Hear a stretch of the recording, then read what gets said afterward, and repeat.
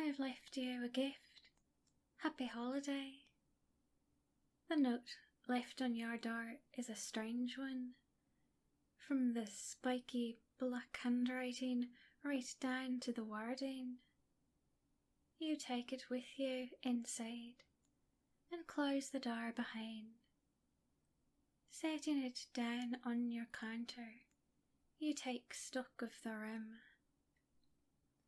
Same apartment as always, comfortable couch, kitchen island and a box.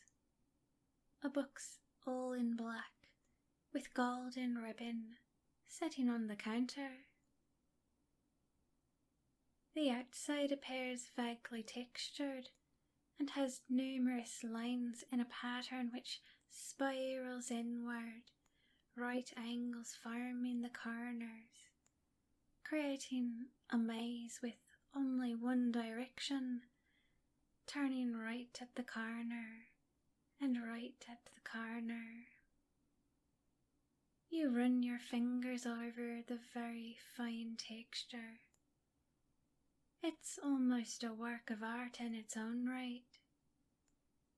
Despite the lines appearing raised, the exterior is smooth to the touch, completely flat, smooth, frictionless.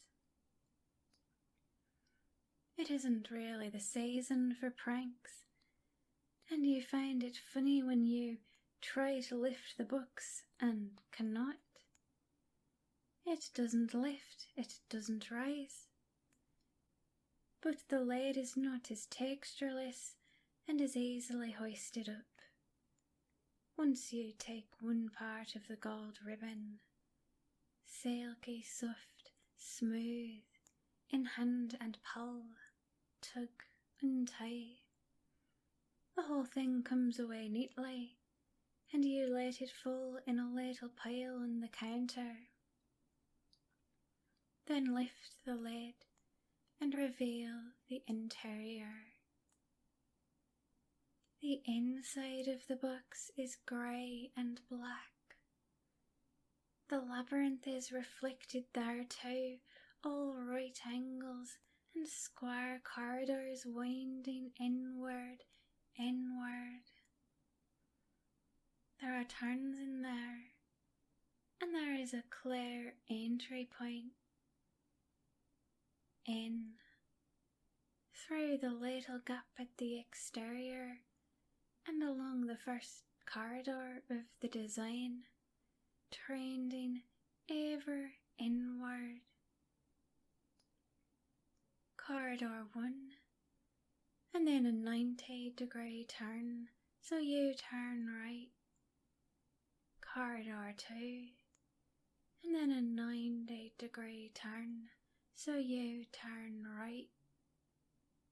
Corridor 3, and then a 90-degree turn, so you turn right. You walk shorter along each passage, each time, because the concentric squares trend ever and ever inward, further inward, deeper into the maze. This is when you notice, in the center of the bottom of the box, and you notice it only because it breaks that perfect pattern, the pattern perfected, difficult to drag your awareness away, cool and dark, in a transparent green wrapper, is a chocolate. You peel its wrapper, more to get it out of the way than anything else, and try it. Dark night starbursts, more inlaid with wail than light. Your mind is wrapped up in green light. The mint bursts over your tongue. The taste of the chocolate slides into you. You swallow, swallow, swallow up your mind and sensation, swallow up your thoughts. Delicious sweetness which permeates like a lover's caress, like the stuff of dreams well laid upon your psyche, cuddled close, adored. You are prepared to adore the way you feel, softly spread and subsumed. You wish you were naked to feel this more. Wish you were bare, bared. Hands, the impression of them, your body is bare. You're standing bare, and without touching, a throb enters your body. A throb constant, heady, steady. And you go back to the corridors of the maze on the inside of the books. The outside should be the same, should look the same, but for some reason it is only the labyrinth within that you follow. Walk along one corridor, a straight line right to the corner of the diagram, followed by a turn. Something touching so lightly, so gently, stripping away. You feel hands kneading your shoulders, dissolving the busy nature of a long day. The evening is here, and the only thing you need to do is be present. Whispering seduction, the touch of a thin, tapered tendril rubbing behind your ears, stroking, licking, sucker connecting your world to another, always waiting in the wings. Connecting your mind to the pleasurable intent before you, the intent to make you follow. Corridor 1, right to the corner. The first 3 corridors are the longest because they go right to the edge of the books. During turn 1, the heat rises in a wave, the whispers are only light, and her seductive voice teases its gentlest, its least overwhelming. The urge to submit, kneel, be rendered bare is there, is potent, and does not fade, but it has not yet drowned out thought and sound. You are still a person, and less a puppet. How many hours already have you followed the track, the course of those lines? And then a turn, a right angle, sharp turn, straight forward now. Corridor 2, just as long as the first, but with heat bellowing out like waves of warm air, which is appropriate because you're floating, and the hands are now moving over your body slow, the tendrils invasive, pleasurable. You are a thing which is being worn like a glove or a finger puppet, a thing worn upon a tendril. Corridor 3, it throbs. You clench your belly, helping it along. You welcome the waves. The waves welcome you. This is a gift. and it isn't external. These waves come from within, billow from within. They find their way into you using the natural process of your own body, which echoes with pleasure. You are a pleasure receiver. You are changing frequencies. From the corner of your eye, for of course most of your vision is taken up with the books and its beautiful labyrinth. But from the corner of your eye, you see colours changing, red to green, to blurring away to blue, and in the end your mind is wrapped up in it. Corridor 4, which is shorter than the 3 before, and the pulses in your body take on a shorter periodic pulsation as well, moving more quickly, leaving you cut in the spiral inward toward the little square the chocolate was resting on. Heat, a treat.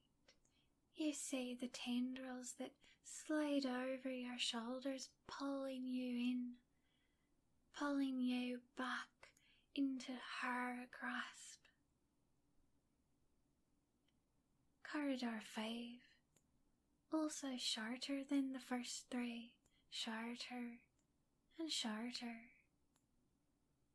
6, and now the time between pleasant, hated pulses is at its shortest.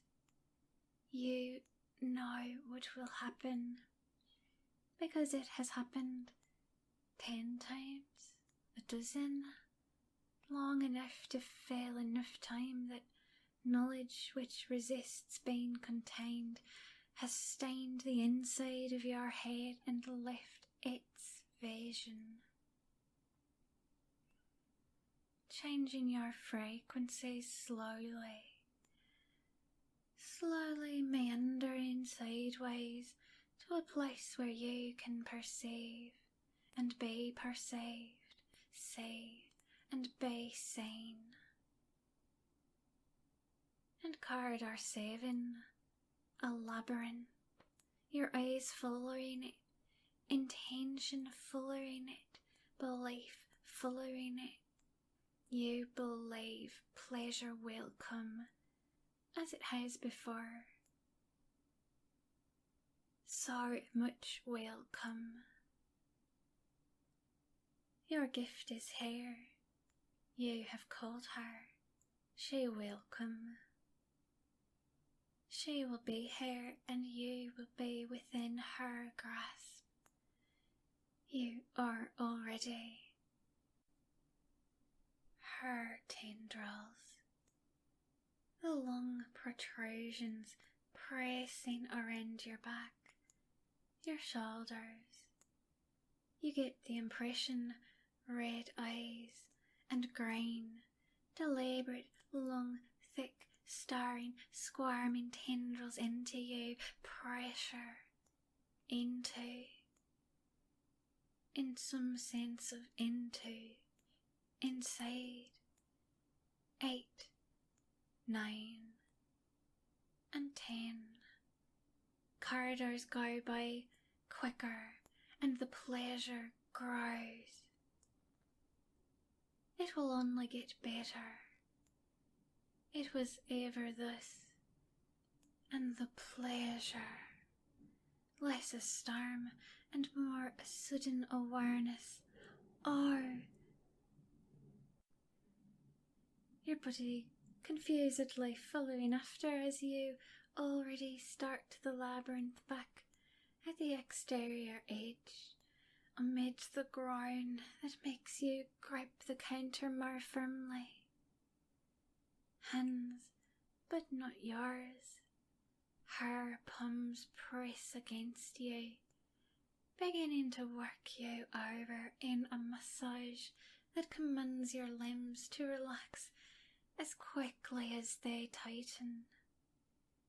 You can see her. You can sense her. She's here. She's here for you. You can almost focus on her. You can only see her when you look away, which is strange but for the best because it lets you focus on the pattern and lets you feel her rather than observe her.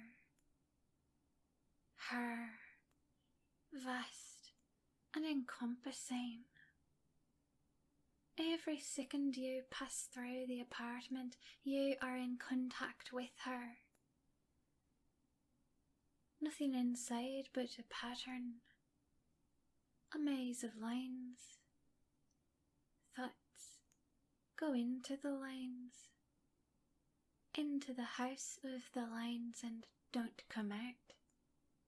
Needn't come out, for the physical changes have begun to happen. Your body can give itself a present, can always give itself a present.